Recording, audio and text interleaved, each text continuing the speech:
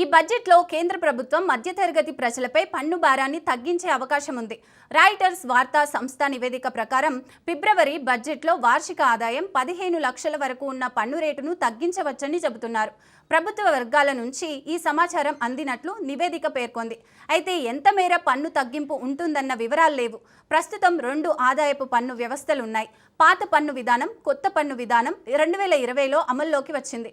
పాత విధానంలో అనేక పన్ను మినహాయింపులు ఉండేవి. అందువల్ల ఆదాయపు పన్ను చెల్లింపుదారులు ఇప్పటికీ పాత పన్ను విధానాన్ని ఉపయోగిస్తున్నారు. కొత్త పన్ను విధానంలో పన్ను రేటు తక్కువగా ఉన్నప్పటికీ పన్ను మినహాయింపులు కూడా చాలా తక్కువ.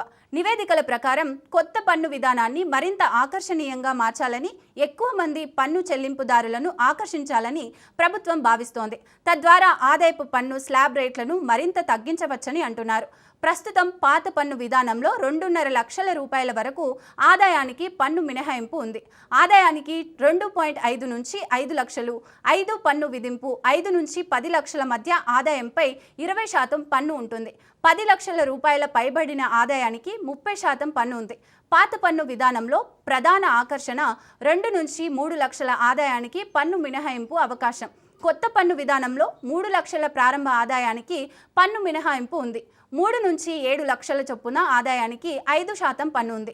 సెంటుకు 7 నుంచి 10 లక్షల వరకు 10%, 10 నుంచి 12 లక్షల ఆదాయానికి 15%, 12 లక్షలకు పైబడిన ఆదాయానికి 30% పన్ను ఉంది. కొత్త పన్ను విధానంలో ఇకపై పన్ను మినహాయింపు లేదు. అయితే తక్కువ పన్ను ఉంటుంది. అలాగే 7 లక్షల వరకు ఆదాయానికి పన్ను రాయితీ ఉంది. అంటే వార్షిక ఆదాయం 7 లక్షలు ఉంటే ఎలాంటి పన్ను చెల్లించాల్సిన అవసరం లేదు.